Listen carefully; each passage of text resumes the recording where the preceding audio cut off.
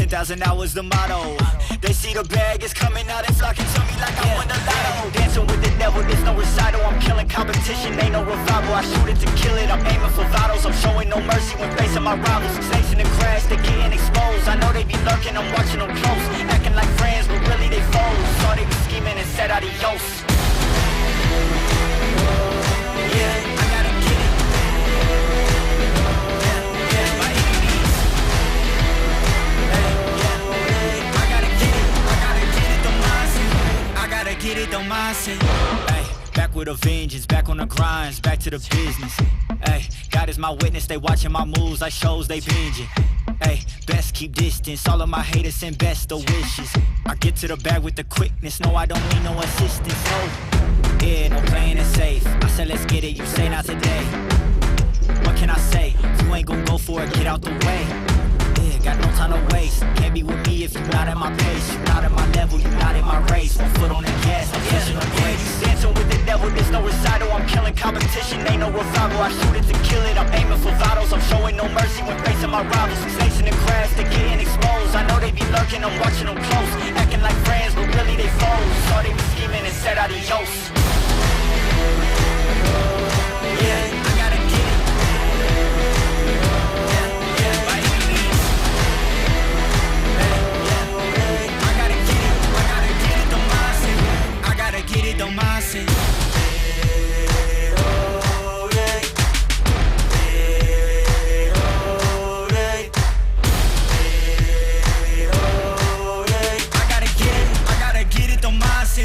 I gotta get it, the mindset.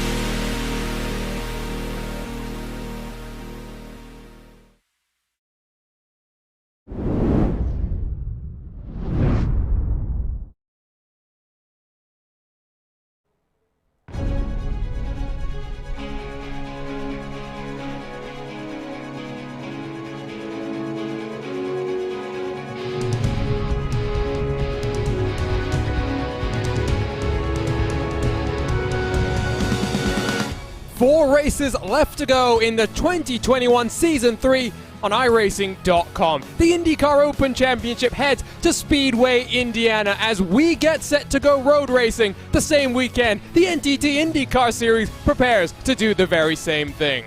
My name is Arjuna Kankipati, delighted to be joined by Wilson Nato in the RaceSpotTV commentary booth. TV cameras, as always, provided to us by Esteban Ballo and TrackCams22.com, with additional car cameras designed by RaceSpot's own Tyler Maxson. You can follow along with live timing and scoring by heading to RaceSpot.tv/Indy to follow along with your favorite team and drivers, thanks to our partners at ATVO. Wilson, 4 rounds left to go, and what a fun run we have to the end of this championship. Indy GP, then we'll head to the Worldwide Technology Raceway to go short track racing once more. Then the very interesting Watkins Glen. We've seen some very fun fights at that track in upstate New York here on the iRacing service. We round things off at the Tricky Triangle. The championship is on the line. Yeah, the championship is on the line, and we are getting closer to the end of the season. We still have 4 more rounds to go, and yeah, a lot of fun tracks, especially for tonight's race. Indy is always Indy, it's always great to race here, not only in the oval track, but also in the road course. So I'm really looking forward to see what the drivers will be able to do tonight, because in terms of strategy, it will be pretty interesting to see if some of those drivers will try to use the alternate or the primary tire, so that might have some impact by the end of their stint. So it's a track with a huge amount of draft, with a long straight, with a lot of possibilities for passing during the race. So yeah, let's have fun. And unfortunately we're getting too close to the end of the season, and but either way we have a lot of expectation for tonight's race.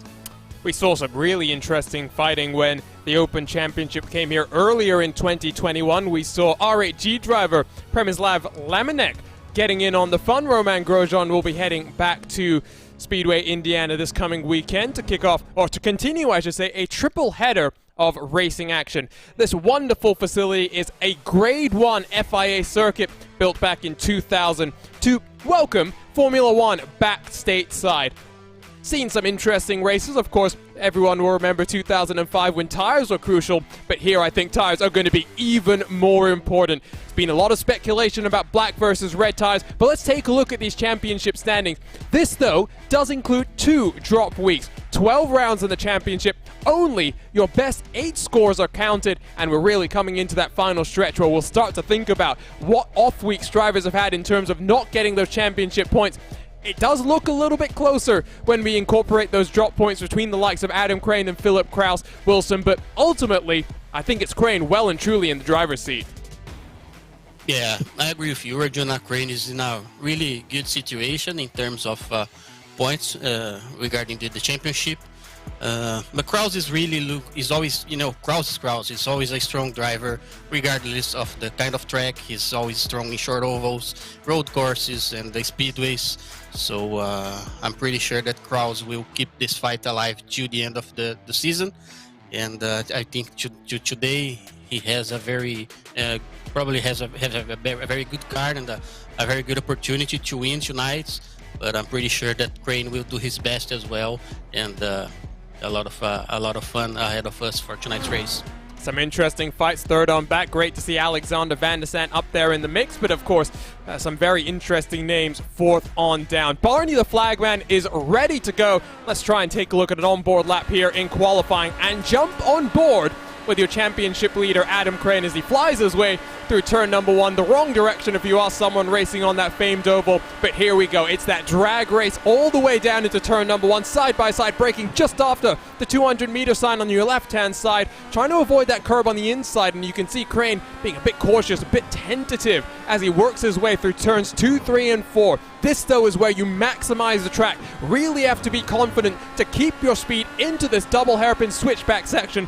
If you ask me, really is cursed. It will be great when we get that updated IMS scan, but watch here. Crane all the way on the left-hand side, bringing himself onto this back straightaway where you can run a little bit wide and just run yourself, carry your momentum down this back straightaway. This is an interesting section. Left you go just very slightly, but it's all about setting up for this next part. This left-hand 90-degree corner where Crane uses that inside curb to keep himself onto that left-hand side to try and carry his momentum onto this run all the way down through turn number 1 in that wrong direction and across the start-finish line, minimizing his distance as well. You can see it's currently Philip Kraus' provisional pole position. But what's the time going to be for the VRS Satellite Racing driver as he comes across the line? It is a 1:11. 5.78, not good enough for pole. He'll start out on the outside of row number 1. Yeah, pretty impressive lap by Crane. It was not enough to get him pole position, but P2 I think is probably a very good spot for him to start on the race and maybe try some different strategy, you know, where you're not trying to say few behind Kraus and try to overtake during his pit box. But yeah, very good fight here so far between Kraus and Crane, are really showing that they are really strong and they're really fighting for the championship. The top 7 cars separated by just under 1 full second. Qualifying comes to a close. Let's turn up the most famous song in all of esports. Let's go trackside in Speedway, Indiana to take a look at your starting grid here today.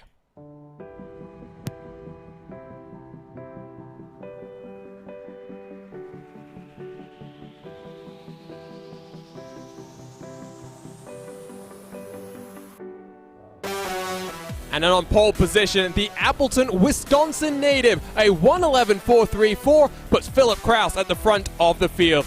First place in the championship, second place on the grid is the Canadian Adam Crane on his outside, coming down into turn number 1. Rashad Craig in the number 8 car will line up inside of Ronaldo Augusto. Great to see some Brazilian flair as they get themselves ready to go racing this coming Friday in a national championship. Cesare Manzato returns to a Monday night. He'll be inside of Isaac Morris, just under 7/10, separating the front 3 rows of the grid. Alexander Van der Sat, Indiana zone, starts in 7th alongside Andreas Ike, 1.25 seconds off the pace. Maxwell Brown and Justin Gable round out your top 10 cars. Andrew Wood in 11th position, almost 1.5 seconds off the pace. A podium last time out. Lots of work to try and replicate that performance. Andrew Marquez will line up on the outside of row number 6, with Lexus Newsom and Clint Martin 13th and 14th position. Robin Glennick's 15th spot with Raphael Creek, the only driver not to set a qualifying lap time. 16 drivers, Wilson. It's a small field, but we've seen just how hectic this track can be. Yeah, it is, Arjuna. A small field, however, a very talented grid. As you have mentioned, also nice to see some of my Brazil mates during the open season as well. And with 16 drivers, I think probably there's a small chance of less crashes and less accidents because, you know, due to the nature of the race. But I think up front we can really expect a good pace from Crane, Kraus, maybe Rashad Craig, or even Reinaldo. Reinaldo is a Brazilian sim racer, and he always is a really big fan of open wheel cars. So IndyCar, Formula 3, Formula 1. So he's always strong in the open wheel cars. Yeah, but I think that what we are really looking forward to see is Crane against Kraus and how hard they will fight for the win tonight. Take a quick look at your weather here. 27 degrees Celsius in the air, 42 down on the track, mostly cloudy, which does mean we may get some brief moments where the weather just shines and the sun shines on the track, baking it that little bit more. But interestingly, Wilson, that wind is gusting anywhere from 15, I saw it up at 30 kilometers an hour at points in time. And we were talking about this, I mentioned it, I should say, slightly earlier. Red versus black tires. It was always going to be interesting which one was preferred. I think a lot of people thought the black mark tire, the primary tire when we come to the real world in the NTT IndyCar Series, would be preferred. It's interesting to note that all 15 cars who set qualifying lap times are starting on the red mark tire. Yeah, I think in terms of starting, they will always use the red tire to start because, of course, you have a better qualifying lap time, but not sure if they will be doing 2 stints with the same tire or if they will try something different and changing their tires in their second stint.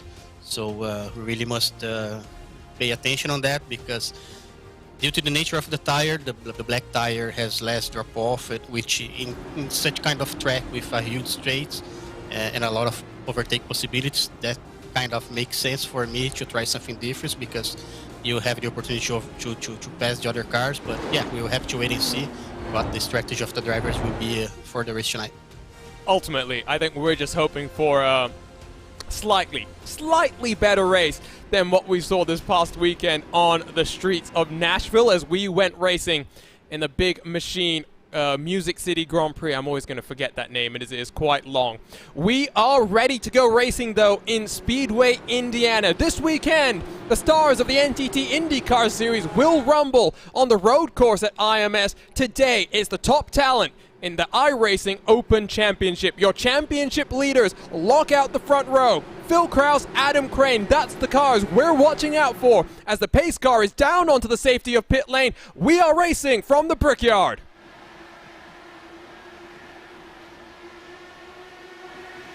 Very nice jump from Kraus as they filter themselves out almost 3 wide on the entry into the corner. It's the black machine. That's the 3 car of Cesario Monzato trying to make something happen. 2 wide further back. Out front, though, Kraus leads from Crane as that's Alexander Van der Sant going for a trip through the grass. Gets himself back onto track without too much damage, I would think, but single file will come down into the hairpins. It's always a chaotic start here, Wilson, but we seem to get through this safely. Yeah, very good start, to be honest, and I was hoping maybe Kraus should delay a little bit his start due to long straight and try to reduce the Crane advantage in his draft, but they both went and pushed past in the start of lap, so they were able to defend, so Kraus was able to hold the position. Yeah, but a very clean first lap, some 2 or 3 cars going to the grass real quick, but they are back on track and the thing is still going on. So as we come back onto the oval, it is a 7/10 advantage at the front of the field. Phil Kraus leads from Adam Crane, Rashad Craig, Ronaldo Augusto, and Isaac Morris working his way up into the top 5. Andrew Wood has been a big mover in the opening lap of this race as we come across the start-finish line. He's already gained 3 positions up in towards the top 8. Looking further back, I think that's Maxwell Brown, who is now looking in his rear-view mirrors as Alexis Newsom potentially tries something there, but nothing doing throughout the entire field. This is where, Wilson, we sometimes start to see the setups making a difference. Adam Crane is known for liking to run a little bit less aero, which gives him a little bit more straight line speed. It'll be interesting to see how it compares to Phil Kraus, as Kraus is already trying to extend that gap to 1 full second. Yeah, I'm pretty sure Kraus will try to push hard to get Crane out of his draft in this initial phase of the race. If he can do that, it will be a huge advantage for Kraus to be able to clear Crane of his draft. Pretty sure it won't be easy, but he's trying, and yeah, it will be interesting to see, Arjuna, how trimmed these guys are on their cars in terms of top speed, because I know, it's always good to have top speed, but you must really be careful with your tires, because if you trim the car too much, your tires will not last as required, and you will really struggle by the end of your stint. And as you can see on the left-hand side of your screen, confirmation that at least 15 of the drivers are on the red mark compound, as that's a move further back from Andrew Marquez, who's on the button and trying to get on past Alexis Newsom. Justin Gable has a good view of the action as side-by-side into turn number 1. Andrew Marquez in towards the top 10, and now maybe Gable will be the next car, because Newsom's run very slightly wide, over-under potentially opens itself up through the next part of the corner, but nothing doing, at least for the time being, as the struggles continue for Alexander Van der Sant. He is now second to last, sits in 15th position, 8 spots down from where he qualified. Let's go take a look at the RaceSpotTV replay of the start here and just watch what happens to Van der Sant, just trying to run his momentum all the way out there to try and get a position. I believe that was on Maxwell Brown, but in fact all he does is put some dirt on those tires, has to get himself back into line, and there in fact in front of him is Andrew Marquez, who is well and truly on his way up through the field. As we rejoin the live pictures, we catch up with Maxwell Brown, who has been in a bit through the wars, if we can put it that way, Wilson. The last time, of course, we were racing at Phillip Island, Brown was involved in, I think, 3 separate incidents, but he returns to the road courses here today, now running in 9th position. Yeah, he didn't have a good night on that race at Phillip Island. Let's see if for tonight's race, Brown can have a better luck. So far, he's still in the 9th position, exactly in the same spot where he started. And, yeah, but there's plenty of time. He's still in the race to try some moves and to get to the end of the race in a better situation for him. Let's be honest, I don't think anyone really had a good night in Phillip Island, except those who are watching along, as I'm pretty sure we spent about just as much time under replay as we did watching live pictures and the carnage that was unfolding. Kraus has almost managed to break the draft. That's crucial as we run on board with the Brazilian Augusto. He's struggling a little bit with the dirty air right now. He has the fastest lap on the race, a 1:12.591, but Kraus is on the button trying to just extend that advantage out front. It's almost 1.2 seconds, not just between Kraus and Crane, but between Craig and Augusto. And my question now becomes is, like I mentioned, last time we came here, it was Adam Crane running slightly less downforce, and it was funny watching Yao Vaz of Yas Heat trying to use the push-to-pass to close, but just not having the top-end performance to do so, as there goes the fastest lap for Phil Kraus, a 1:12.226. That is rapid, but really the question has to be just how hard is he pushing those tires? Yeah, you must really pay attention on that. This lap we were able to have a small idea in terms of how trimmed are the car of Kraus and Crane, because in terms of top speed it was pretty much the same top speed, so that indicates that Crane is starting to lose Phil's draft, so that's very important for Phil. That's why he tried to push hard, doing the fastest lap time, using the push to pass the last lap. So he's probably trying that strategy to have a good advantage early in the race and a more comfortable chance to win. Well, actually, Wilson, if I'm thinking about this correctly, that the fact that Phil Kraus had about the same top speed as this time both Kraus and Crane get on the button would indicate that maybe Crane is running, again, some slightly less downforce, because if Kraus had the addition of the push-to-pass pushing him down that straight, you might expect he would get up to his top speed a little bit quicker, and at a track like this, that is very important given how long these straights are. Yeah, that might be actually as well, also Arjuna, because even in the push to pass and Crane not having his draft, they were pretty similar in terms of top speed. It might indicate a little bit of difference in terms of downforce for them. It's side by side between Andrew Wood and Maxwell Brown as they squabble over 8th and 9th positions, as also Alexander Van der Sant continues his charge back up through the field. He now gets on past Clint Martin in the 14 machine. Brown has managed to squeak his way past as, Alexis Newsom is off the track. Not a great day for the Three Crowns Racing and Indy Alliance program, as we'll go take a look at what happened to multi-time Lionheart Speedway Series winner in 2021, Alexis Newsom, just getting a little bit too loose and a little too aggressive on the power there, Wilson. Yeah, I think there was a bit more of room to use in her left side of the track. As you can see here, we'll see in the next corner, going to corner number 6, if I'm not wrong.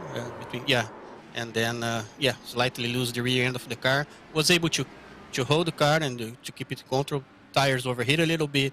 But she won the race. Not a very lucky, good night for her tonight.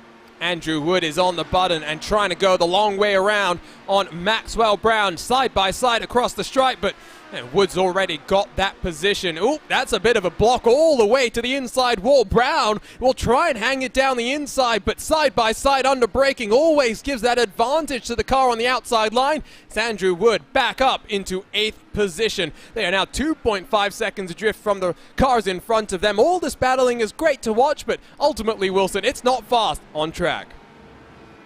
Yeah, it was not fast. It was a very good move for Andrew. He was able to go around in the outside using the push to pass and just trying to defend in the inside. Brown also tried, to challenge in turn 1, but Andrew was able to brake late as well and defend his position. Very interesting race for both of the drivers so far, Arjun.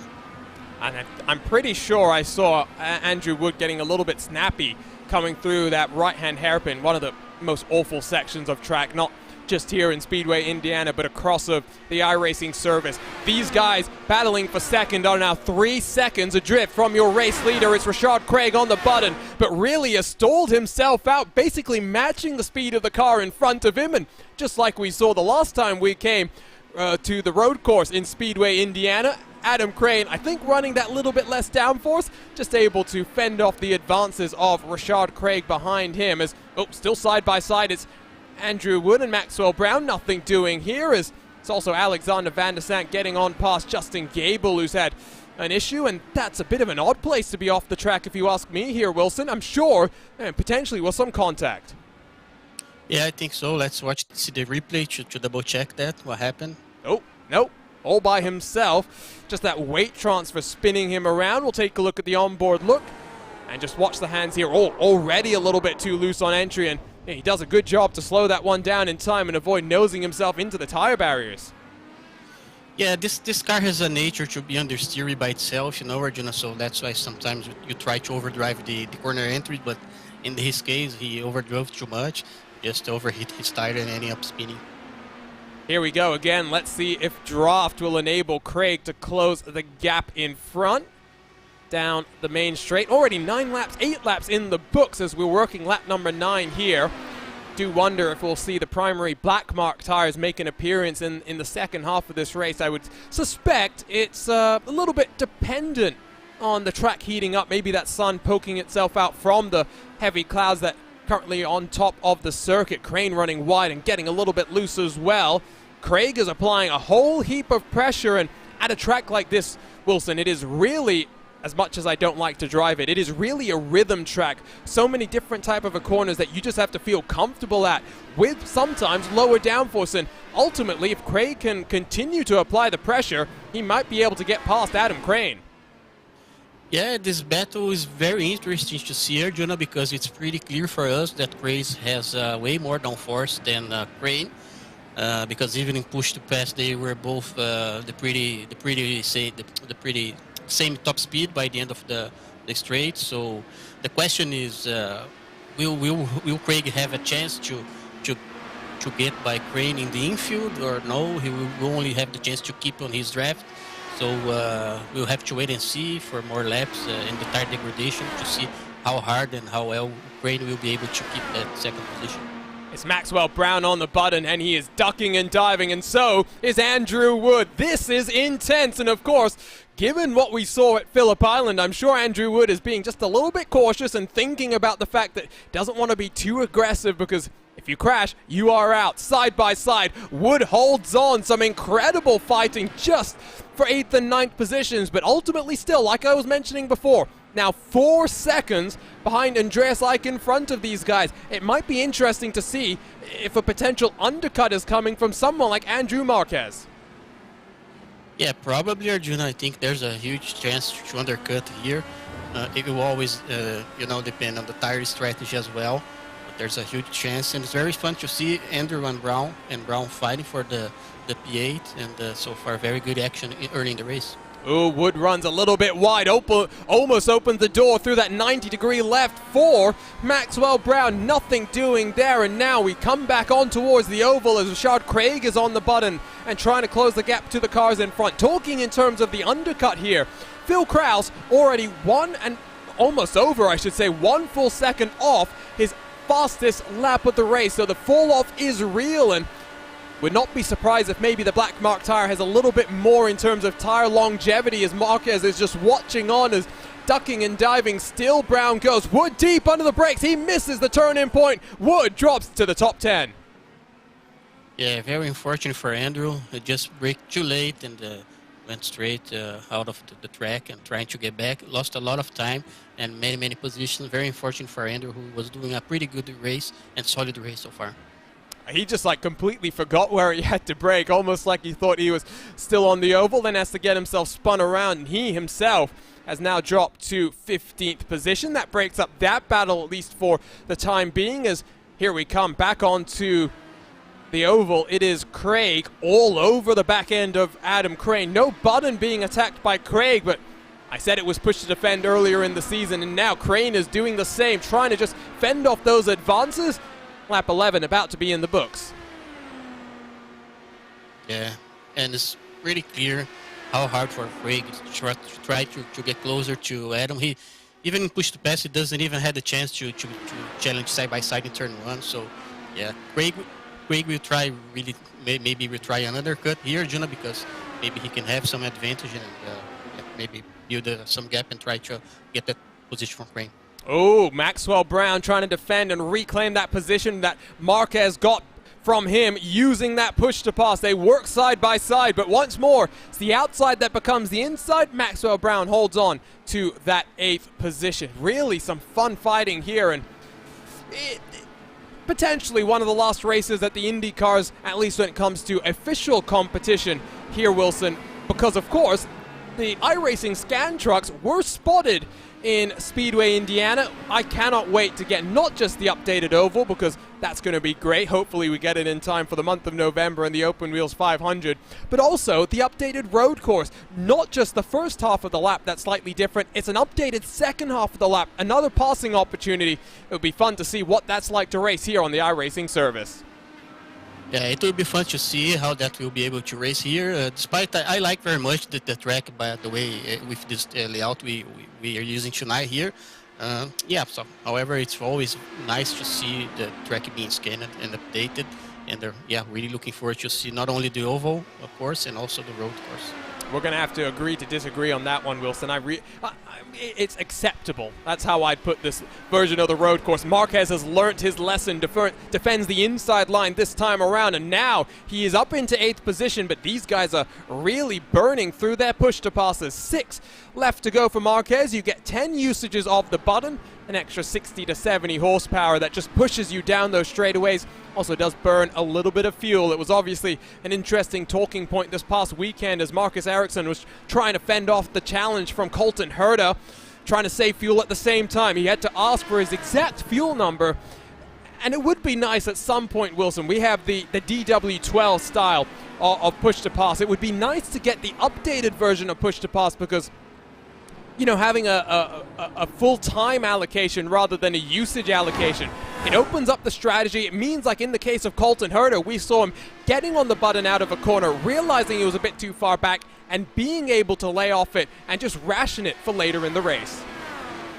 Yeah, I completely agree with you, Arjuna. I think that an updated model of the push-to-pass to work the way it is as the real life will change a lot in terms of race strategy and how we can use it to get positions and to not only to attack it, but also to defend.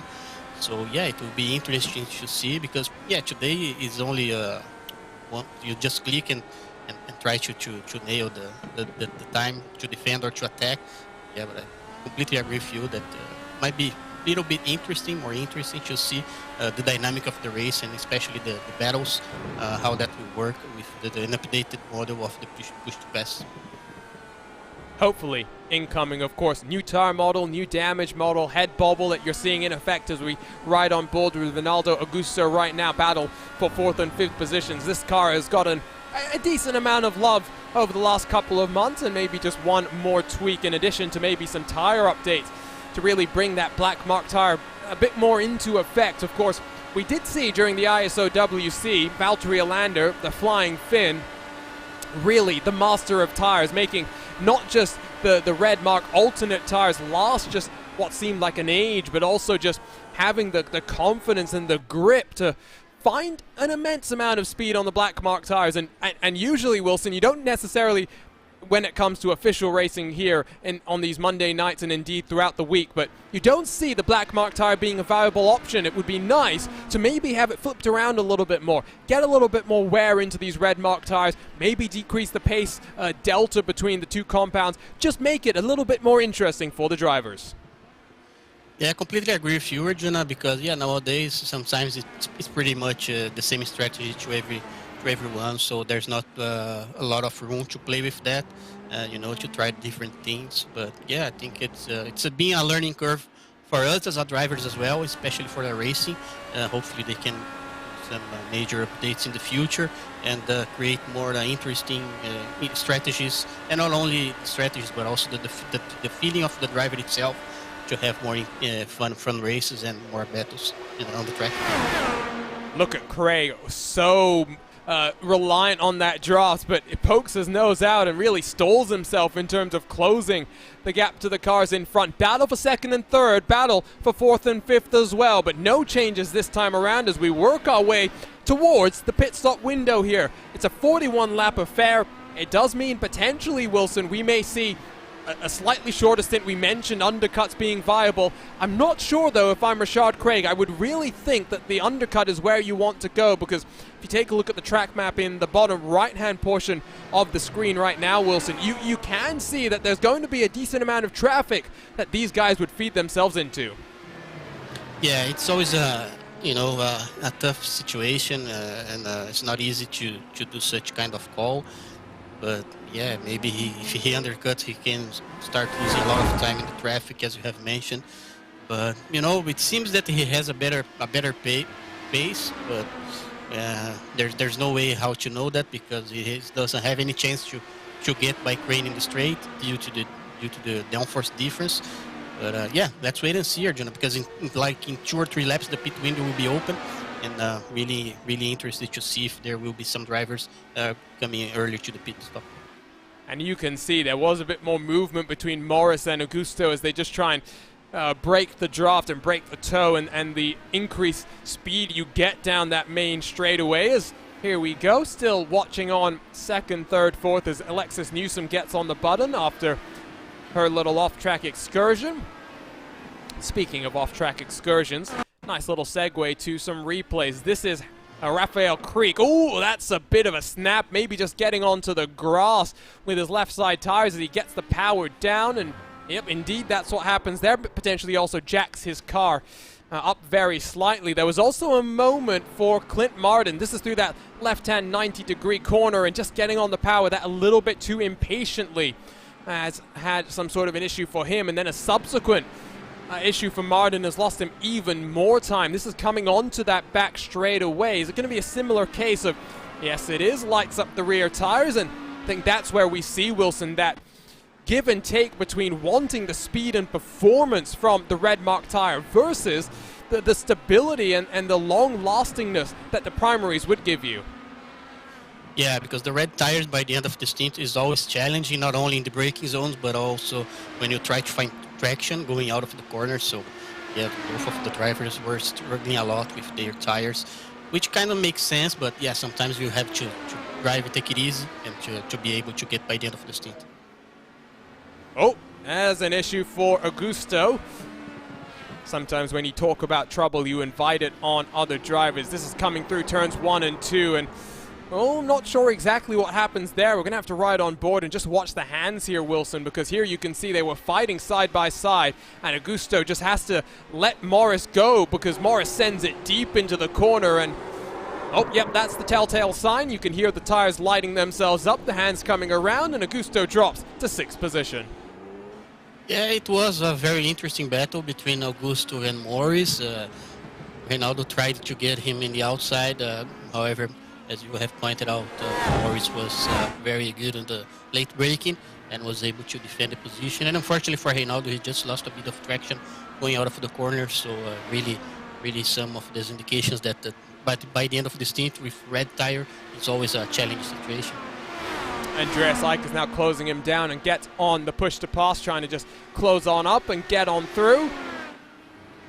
Has had a very consistent season in the Indy Elite Championship, has Andreas Eich. No victories to speak of, but consistently in the top 5, and that is how you win championships, as they work their way towards those infield hairpins that bring you onto the back straightaway. Maxwell Brown has dropped to the edge of the top 10 after a squabble with Alexander Van der Sant. The recovery drive continues as we take a look at the movers and shakers on the left-hand side of your screen. Isaac Morris up 2.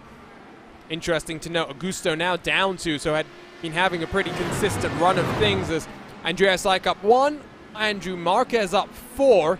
Of course, we did see Andrew Wood, one of the biggest movers in the early stages, up a similar number of positions. Robin Glenix, who is well and truly mired in a championship fight for 4th, maybe even 3rd. I mean, one thing to point out here, Wilson, is Glenix versus Andrew Wood, because there's only about 60 points separating those two drivers. In a race like this, relatively small cars does sometimes mean some higher strength of fields and therefore more points on the line. This might be a consistent run for Glenix, who's not always the most comfortable on road courses. Oh, yeah, you're right. Sorry, Arjuna. just as I've said that, a bit of an issue for Andrew Wood. He was already running almost all the way down the order, but, well, things I think sometimes just go that way when people in the RaceSpotTV commentary booth talk, and indeed there you go, lighting up the rear tires. We saw that from Clint Martin, and a good save from Wood there to hold on to his car. Yeah, good save. He was able to keep control of his car. Unfortunately for him, lost a few seconds, really precious time, because as you have mentioned, and Glenix is not the strongest drivers in the road courses, but he's always tried to play safe and to do a great job. And he's always stronger in oval tracks. But yeah, both of the drivers doing a great race. Unfortunately for Andrew, this point in the race, losing a bit of time, and will probably cost some spots for him by the end of the race. Rashad Craig on the button and closing on the car in front. Is he close enough this time to get a move done? The speeds are almost matched, and oh no, something's happened to Glenix. Oh well, let's go take a look at that, because nothing's changing here. And is it through the same corner? I believe, yeah, yes it is. It was, Arjun. Oh, it's a tough corner to say the very least, as we'll take a look at the RaceSpotTV replay. Oh, a little bit wide through the left-hand corner, and this time instead of lighting up the rear tires, he's just on the grass before he lights up the rear tires, and that causes him to spin around. Pit road is open. Your one and only pit stop's underway as Cesar Manzado into his box along with Andrew Marquez. They'll go up on the jack for 4 fresh Firestone tires. Doesn't look as though they are switching to the black mark compound though, so maybe the temperature that we were talking about at the start of this race, Wilson, is just encouraging these drivers to stay on this red mark alternate tire and eke whatever life they can out of it. Yeah, it seems so, because we didn't see any driver change the tire compound so far. In the moment that Crane is doing his pit stall, let's see now if Rashad can try to spam a few push to pass to get a good lap time here, and maybe there's a small chance for him to keep on the Crane's draft after his pit stop. Very interesting moment of the race right now. Isaac Morris is also coming down, and the floodgates have opened. Augusto is down, Ike is down.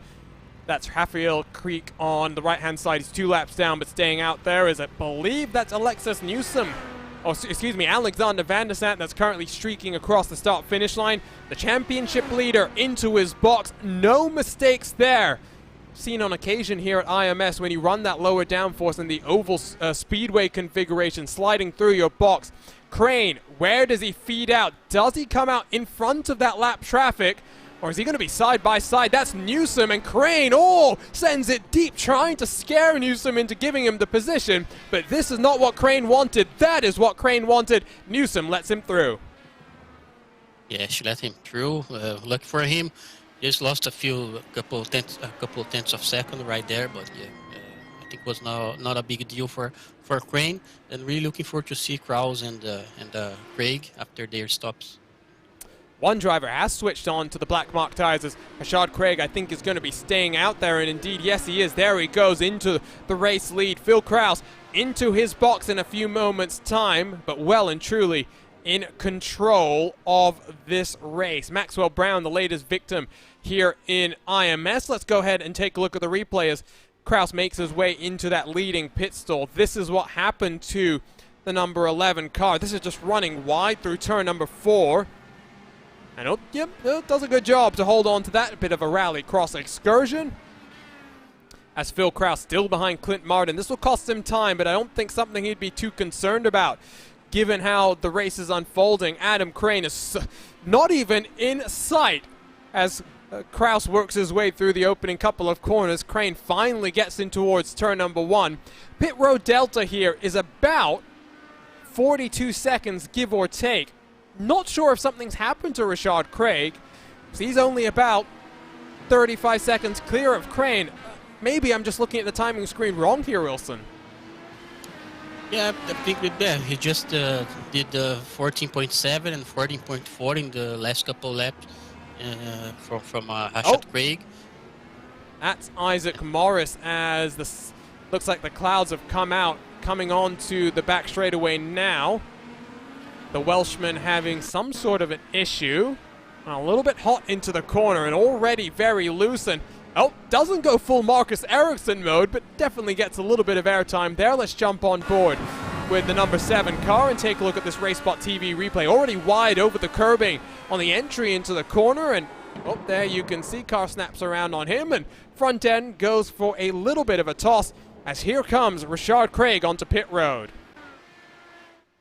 Yeah, let's see how things will work here for Craig. No, he will just get behind the Crane. Let's see how the tire difference will play right now, Arjuna. How if Craig can challenge a Crane with 3 laps of better tires. So very interesting strategy for Craig as well, and also for Crane, who will have to fight hard to defend his position. It's about 4 seconds, so clearly the overcut doesn't work, especially when you have these alternate tires that really do give up the ghost, as it were, when just put that heat into them and really run about 22, 23 flying laps. And it's going to be hard for Craig to just first close and then to find a way past. His patience might just have cost him a potential second place, as we'll take a look then at some of the other battles going on. Andreas Seik now in front of Andrew Marquez and Ronaldo Augusto. The charge up the field continues for Marquez, while the slide, unfortunately, is continuing for Augusto. Very close between the three of them. See if any one of these guys gets on the button. Ike and Marquez have used 5 of their 10 push-to-passes. Interesting to note that Augusto is not elected to get on the button at all here, Wilson. Yeah, and he's on the black tires for his second stint, Arjuna, so probably the only driver. And let's see if that will compensate to have a better top speed by the end of the straight. Marquez goes to the inside. Long way around for the Brazilian. Side by side and neck. But oh, look at that confidence under the brakes for Augusto. Now up into 7th. Next target, Andreas Seik for that 6th spot. These guys are about 2.5, 3 seconds behind Isaac Morris in front of them. That would be for a 5th position. Well and truly, some gaps have opened up throughout the entirety of the field. Next car that I'm keeping my eye on is this one. Oh, Andrew Wood goes down the inside. Alexis Newsom says, I'm not having any of that. Woodith, you can have 13th position. Meanwhile, let's recheck in with Marquez and Augusto, because the gap has opened up between Augusto and Ike in front. Now 1.5 seconds almost between 6th and 7th spots, almost out of drafting range. Yeah, it will be interesting to see if Augusto can close the gap to Ike. Not only because in terms of race itself, but Augusto is just using his first push to pass right now, so is Andreas, but Andreas has only 4 left. Meanwhile, Augusto still have 9 push to pass left, so there's a small chance here for Ronaldo to have that strategy working on the black tire.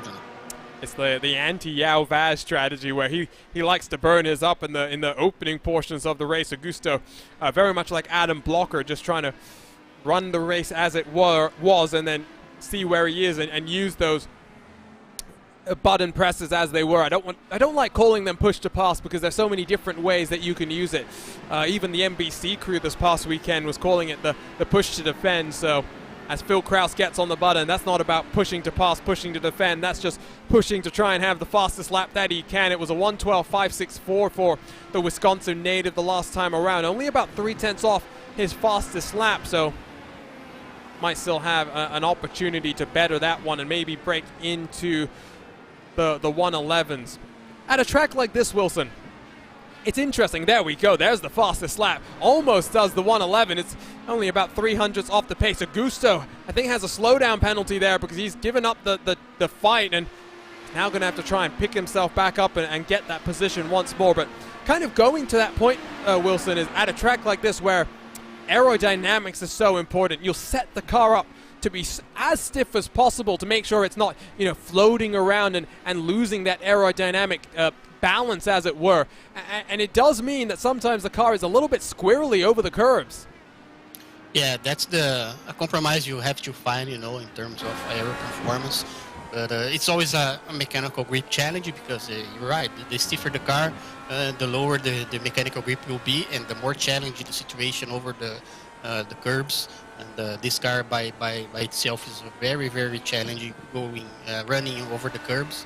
I would say it's slightly harder than the real life, because in real life, in tracks such as Detroit and Long Beach, we see the drivers using a bit of curb. Meanwhile, in the simulator, we are not able to use as much as curb as they use in the real life. So yeah, that's always a challenge in terms of mechanical grip, but also without losing your aero performance. Kraus, you saw he was on the button. 1:12, 1:91, so not as fast. And as he tries to get the fastest lap down into the 1:11s, I think the tires are just going to be a little bit too old at this point in time to really make that happen. In terms, by the way, of street courses, I do have a question for you, Wilson. Of course, Nashville this past weekend was, let's call it interesting. I think that's a word that you could use to describe that race. What would you like, though, to come to the iRacing service? I mean, of course, there's so many other great street courses that we have in the NTT IndyCar Series schedule. You've got St. Petersburg, you've got Toronto. I think there's so many opportunities to get another street course into the iRacing service. It's a unique challenge, and right now we've got two, Detroit and Long Beach. Yeah, it's always a unique challenge. I think Toronto will be a good call for iRacing, because there's a lot of Canadians in the service as well, so pretty sure that they will be happy with that. And yeah, the beauty of the street race course is always you know, concentration and hitting your marks, and sometimes scrapping the wall, so it's always fun and so challenging. I don't have that much experience in street courses, but it's always a fun track to drive, and especially to win the battle against yourself to get the car by the end of the race.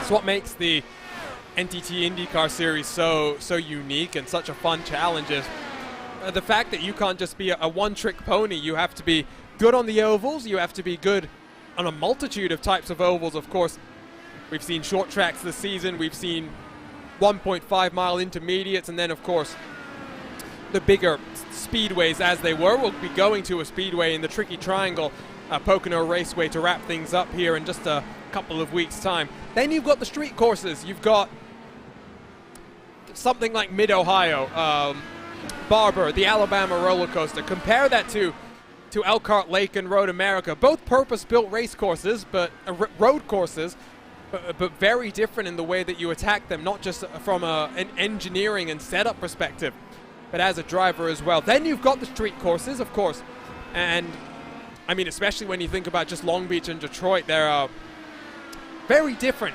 types of tracks. I mean, one of them, you've got the fountain section where you're tiptoeing through, trying to make sure that everyone's single file.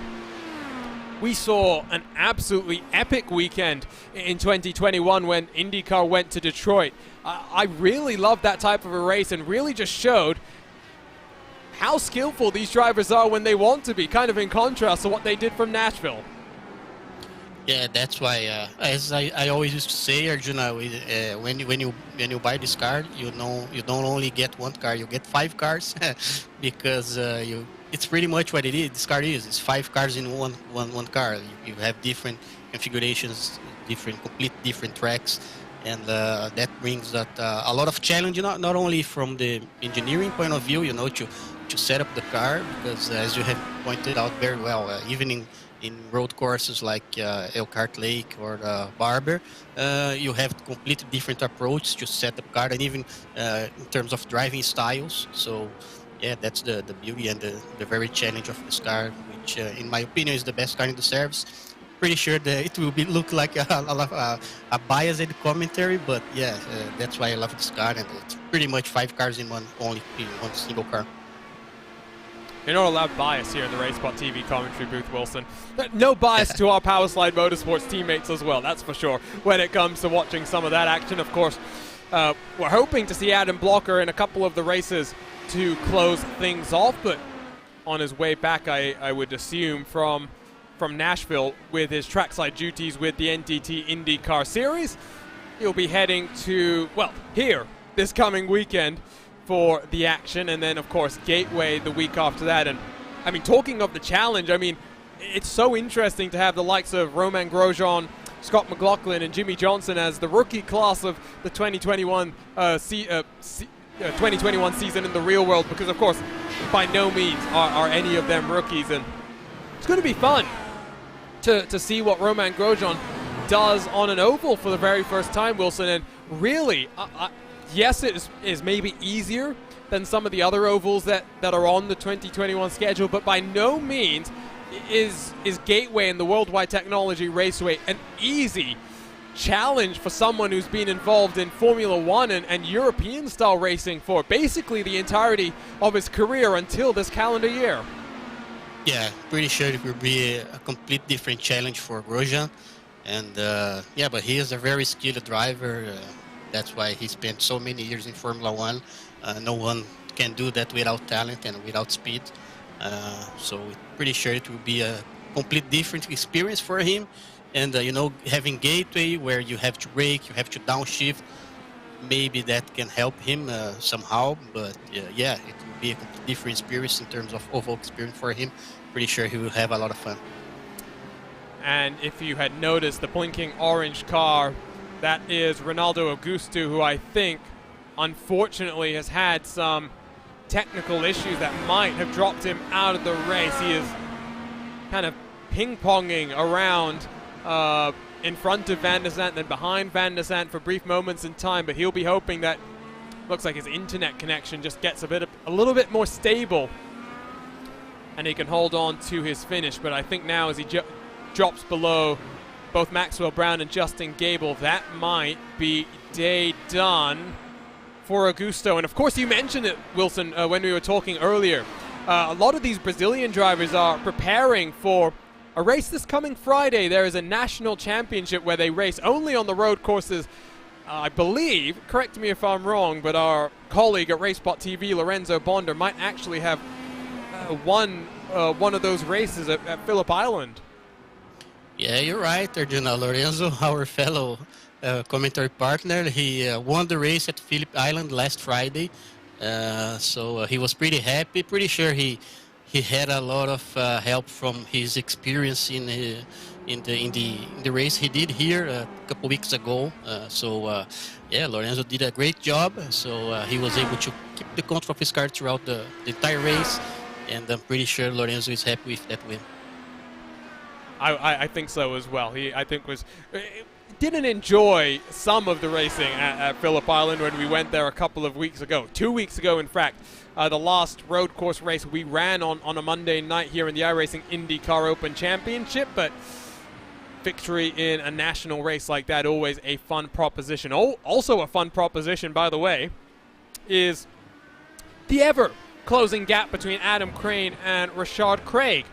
Now down to 1.2 seconds, actually below a full second as Craig continues to turn up the wick. Afterburners truly set to maximum attack. Would not be surprised if we see Craig just closing that gap, and in the closing stages here, Wilson, with only 3 push-to-passes left, a potential aerodynamic disadvantage when it comes to ultimate top speed as well. I don't know if Craig is going to be able to get the move done here. Yeah, I'm not sure as well, Arjuna. You know, there's a small chance we are able to see that Craig was able to bring that 4 seconds gap down to 1.3 right now. Last 6 tenths right now at this point in the race. So we know he has speed. He has a better tire condition at this point in the race. His tire has 3 laps less of use. So, but it won't be easy because right now he has less push to pass compared to Crane, and Crane is doing a great job to keep the control of the car in the infield. Even if a trimmed car, Crane is doing such a great job, and it won't be an easy task for Craig to try to get that P2 from Adam Crane tonight, Arjuna. And for those watching, Wilson, who maybe don't understand just how the balance of the car changes when you take aerodynamics, especially at a corner like this where it's, you know, a sweeping corner and you have to then get ready for that next right-hander that brings you onto the back straightaway, trying to attack the throttle. How does it change the dynamics of the car compared to what Rashad Craig is having to overcome here? It changes a lot because according to the fuel burn, you change your braking points. You know, the pressure, the pedal of the pressure you must hit the brake pedal as well. And in such kind of long radial corners like the corner we just see right now, you have to try to keep your car balanced throughout the corner, because even if you snap a little bit, you're ending up overheating your tire and losing the rear end. So that's why it's really, really impressive what Crane is doing here with a trimmed car. He's being able to keep his lap times pretty comfortable. I mean, pretty consistent lap times, and it's not, you know, it won't be easy for Rashad Craig to overtake him. 6 laps to go then. Your race leader has set sail. 16 seconds in front of these 2 cars, and I mean, thinking about the next 3 races, Wilson, We've seen Team Talent be very quick on the short ovals. I would not be surprised if Kraus is at the front once again. Watkins Glen is going to be a bit more of a toss-up because Crane has clearly got pace on his side. If he can maybe find a little bit more kind of what we saw from him in the early goings, he might be one to watch out for there. And then heading to the tricky triangle, Pocono Raceway, all bets are off. The championship might come down to the very last lap of the season. Yeah, Team Talent has always a strong and great cars, not only great setups, but also great drivers like Kraus and, Ike and Woods. So they are always strong in short ovals. However, I would like to see some of our Power Slide teammates joining the Gateway next week, Arjun. I'm not sure how many of them will be able to be there because when we ran there a couple weeks ago, I did the race I have never did the race at Gateway till then, and was able to get at the end of the race in a solid P6. So their car was pretty stable. So really, we would like to see some Power Slide teammates attending that race next week and see if they can challenge Crane and Kraus and the other contenders for the championship. There's that bias, Wilson. We've got to make sure that we don't have it too much. I will say, Power Slide were running very well, but at the same time, Kraus he clearly had a rocket ship in the closing stages there, Wilson. I mean, able to work his way through the field, almost getting onto the podium as well. Now that you pointed that out, I would really think Kraus is in the driver's seat to try and take victory and set up the championship fight in the final 2 rounds of the season. Here, though, it's Craig setting up the run out of the final corner. It will be 4 to go at the line. It's going to be tough for him to get the move done. Yeah, very close at this point in the race. Let's see how that will work. Crane is on the bottom, trying to defend. Won't be easy for Craig once again right now, Arjuna. He's still trying to keep Crane doing in the lap times in his limits, and maybe a small mistake here can cost him the second position. But very nice battle to see at this moment in the race. While this is going on, let's go ahead. And that's Clint Martin pointed in the wrong direction. And I think no, it's not at the same point in the track. This is coming out of turn number 2. Not sure exactly what happened here. Again, it's just, I think, lighting up those rear tires. So clearly does require some finesse from the drivers to hold on to these cars on the alternate reds. Here's Alexis Newsom. That is bizarre. That is a very interesting one. We'll jump on board and take a look at Newsom's point of view from this wonderful look inside the aero screen.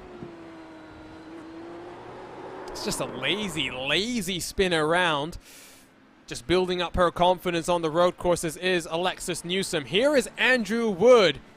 Oh no, clatters himself into the wall. And it's funny that we just brought this one up, Wilson, because I was just taking a look and something's happened to Robin Glenix. Of course, embroiled in that fight for in the championship with Andrew Wood.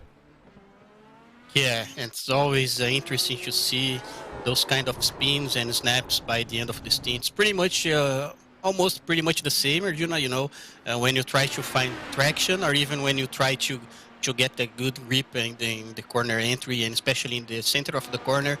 If you just slightly overdrove it a little bit, you can end up spinning. And we're seeing a lot of that by these final moments of the race. It is 3 to go. I think it's going to be hard for Craig to make anything happen, but instead, is it going to be Van de Sant that can recover from his issue on the start of the race and get back to where he qualified? Now behind Andrew Marquez coming in towards the switchback hairpins. It is only about 6/10 between these two cars. Andrew Marquez has 2 push-to-passes left to use.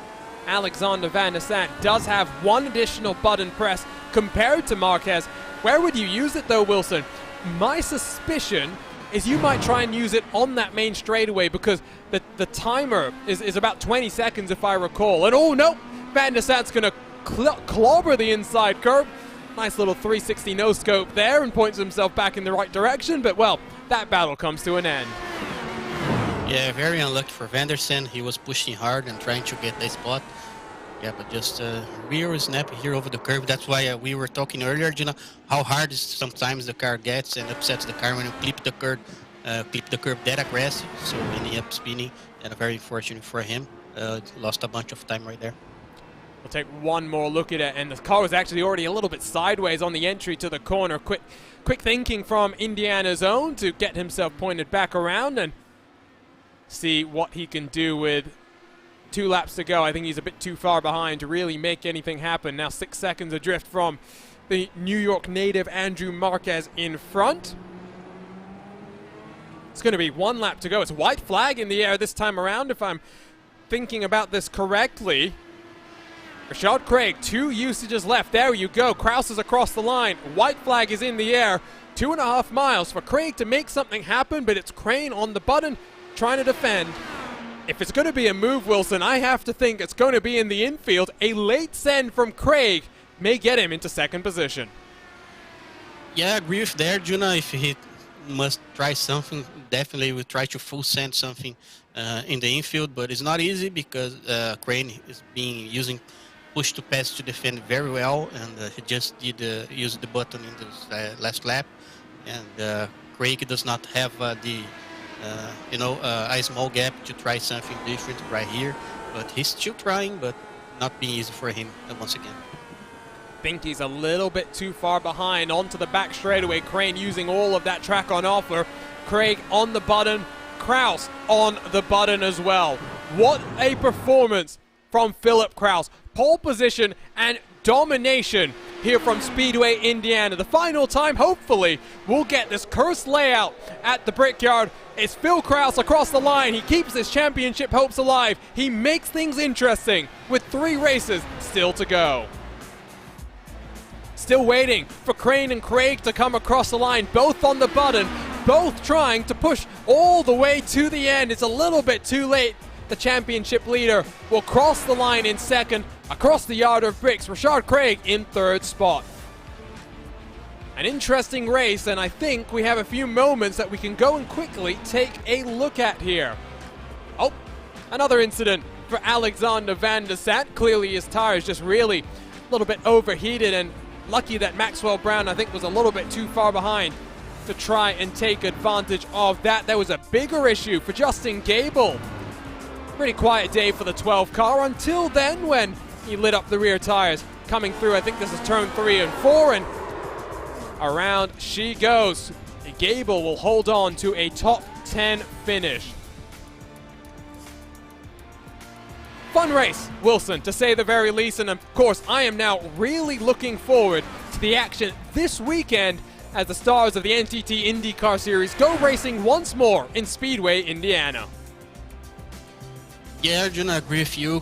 Very, very fun race, not only in the front of the field, but also in the mid-pack with a lot of battles and drivers trying different strategies in terms of tire. We were able to see Reinaldo Augusto trying to go for the black tire in his 2nd stint. Unfortunately for him, it didn't work very well, and after that he just had a connection issue, losing the connection to the server. Very, very bad luck for Reinaldo tonight. And a very strong run by Kraus, who, as you have mentioned, fastest lap, pole position, and led the entire race, only when lost the lead when he went to his pit stop. But yeah, very strong and very, very consistent pace in terms of tire drop-off. Very impressive for Kraus, and especially for Adam Crane as well, who were clearly in a less downforce car compared to Craig, but he didn't give any chance to Rashad Craig, who was pushing hard to the end of the race. But Crane did such a great job defending that 2nd position, and pretty sure he's happy with the amount of points he's doing in the championship. However, this guy, Philip Kraus, is always a strong driver in all kind of tracks. Pretty sure Kraus is trying to do his best to get this championship, Arjuna.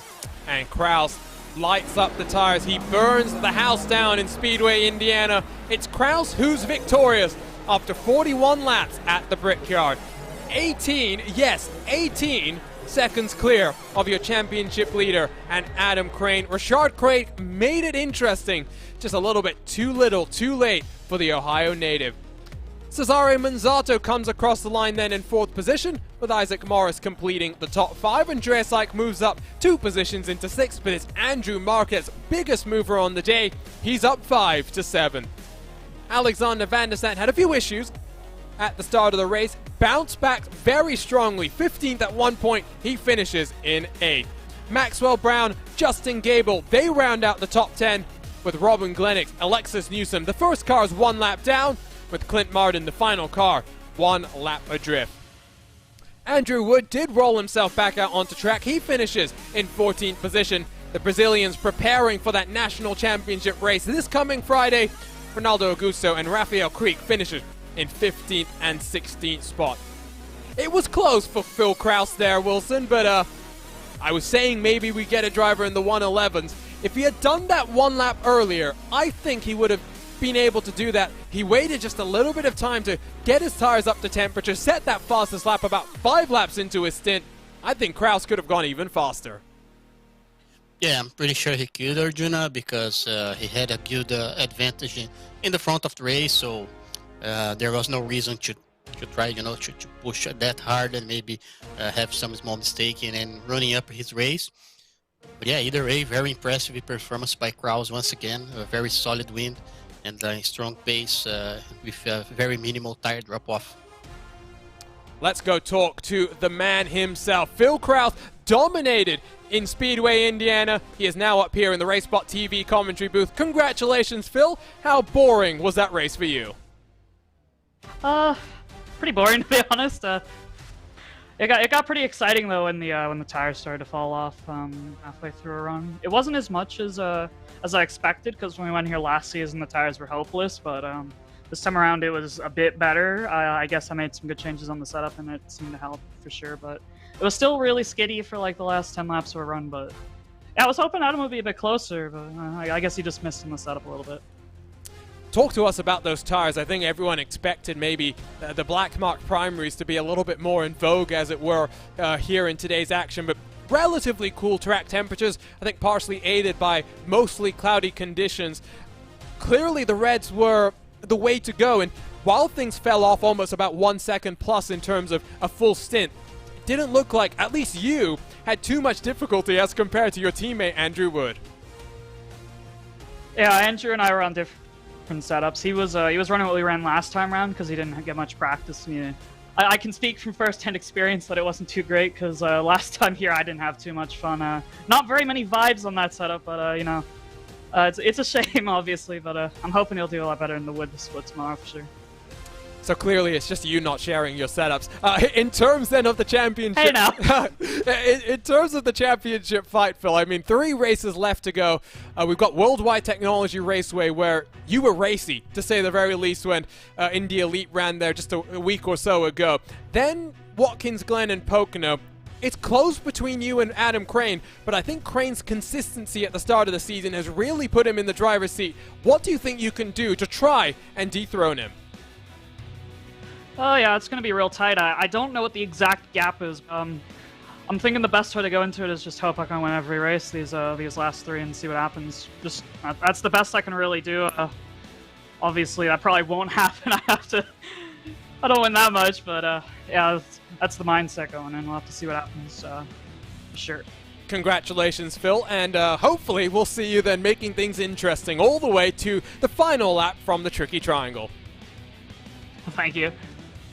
So that was the Appleton, Wisconsin native. That was Phil Kraus. Let's bring in the championship leader and talk to the Canadian Adam Crane. Adam, once again running, it looks like a little bit lower downforce than Rashad Craig behind you. Were you ever concerned that he was going to get the move done on you? Not really, just because the times that I could see that he was on the push to pass, I could very easily either stay ahead of him or use push to pass to defend just to get a little larger gap. But it was definitely an interesting race for the VRS Satellite Racing car. All aboard the struggle bus today. I think the car was just sprung too stiff or something, because I was sliding all over the place and the tools weren't really helping me as much as I thought I was hoping they would have. But great race to everyone, and good race to Phil, and good win to him. Going to ask you the same question I asked Phil. A lot of expectations coming into this one that it would be the black primary tires that would be at least used for one of the 2 stints that drivers had, but was it just the cooler track conditions that made the Reds last that little bit longer? Why didn't we see those primaries being used? Yeah, for us it was the lower track temperature, which was the cost to stay on the reds. The one concern that we had was the lower air temp, which because of the way our car is aligned with the aero setup, means that we actually have less downforce than we'd probably prefer. So the drop off on the tires sort of meant that we're sort of locked in with the reds, because you really need about 2 seconds a lap, or 2 seconds a lap drop off about halfway through the stint in order for blacks to make sense, and we just didn't see that with these temps. In terms now of the championship, Adam, 3 races left to go, and it's all between you and Kraus. I mean, he's strong at Gateway. We saw that in Indy Elite, but you are quick at Watkins Glen. How are you feeling about fending off this late season charge from Kraus? Ultimately, this is going to be a championship that I think comes down all the way to the wire. Yeah, it'll be interesting for sure. I'm really liking my prospects at Watkins Glen. I think that I can match Phil there. He might be a little bit quicker, so I'll have to spend a little bit more time working on practice and maybe a little tweaking of the set, which we can repurpose from all the work we did with ISOWC, which is fantastic. Thanks for putting that on the schedule.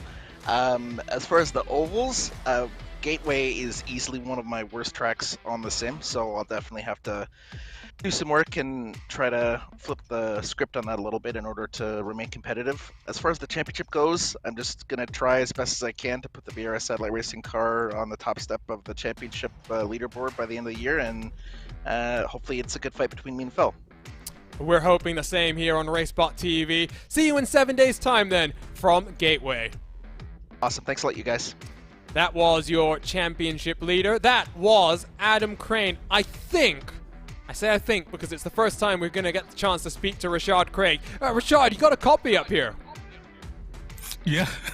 How's it going, Rashad? Great to speak to you for the first time here in the RaceSpotTV commentary booth. Interesting race between you and Adam Crane. It just looked like he was running a little bit less downforce than you, made things very tricky to get the move done into turn 1. Yeah, I was trying to get a good exits out of the final corner, and I just couldn't get good. I would get real close to him, but just never had the top speed to really be able to make a move, and just decided discretion's the better part of valor and just sat behind him. I think Adam probably appreciates that in his hunt for the championship. I have to ask you, I mean, of course the iRacing scanning truck was spotted in Speedway, Indiana, as we might be looking at this being the last time that we head to this configuration of IMS. What's your thoughts on this version of the track, and what's your thoughts on the new updated version we may get later in 2021? I'm really looking forward to the new scan. I mean, this version is fun but difficult, but I would rather be racing the version of the track that IndyCar actually races. And it looks like even with that, there'll be more opportunities to pass in that new version. And easy to set up for too, with not having to run half the oval and destroy tires along the way. What are you looking for from the rest of the season, Rashad? It's been a kind of an up and down, I think, run for you. We've seen you over the course of the last 12 months, basically, here on RaceSpotTV. 3 very interesting racetracks, all very different. Yeah, I'm looking forward to the rest of the season. It's really interesting, the tracks we have coming up. I'm still kind of working on my oval a bit. That's still something I really got to work at, but hoping just to really be competitive for the rest of the season, really. Well, great to talk to you, Rashad. Hopefully the first of many. Congratulations on 3rd today. Thank you. So that was Rashad Craig, finished on the podium, and also where he qualified. Wilson, it is time to say goodbye once more here on a Monday night. What fun this season has been. It's a shame to think there's only 3 races left this season. Yeah, unfortunately only 3 races left, but I'm really looking forward to see those races. I'm pretty sure there will be a lot of fight for the championship till the end of the season between Kraus and Crane. They both are doing such a great job, and we are really looking forward for the final 3 rounds and to see who will be crowned the champion this time by year, you know. That is going to wrap things up then here. 3 races left to go. And unfortunately, the final 3 races we will cover in the iRacing IndyCar Open Championship. Don't miss any of it, and so much more live on RaceSpotTV. You can follow us for all your sim racing action across YouTube, Twitter, Facebook, Twitch, and Instagram. Tune in with us on RaceSpotTV. Of course, don't forget to hit that subscribe button to get notified every single time we go live with a great sim racing series that we get to cover. On behalf of the entire team, thank you to Istvan Ballo and TrackCams22.com, providing our wonderful TV cameras in use for today's action. ATVO powers our live timing and our graphics software. Thank you to Kevin Neotola, Simon Grossman, and Nick Thyssen for all their hard work in 2021. We'll be back in 7 days' time as we head to the Worldwide Technology Racing to go short oval racing for the final time this season. This weekend, the NTT IndyCar Series rumbles in Speedway, Indiana. You don't want to miss any of the action live on NBC. For Wilson Nato, for RaceSpotTV, my name is Arjuna Kankipati. We'll see you in 7 days' time. For now, so long and goodbye.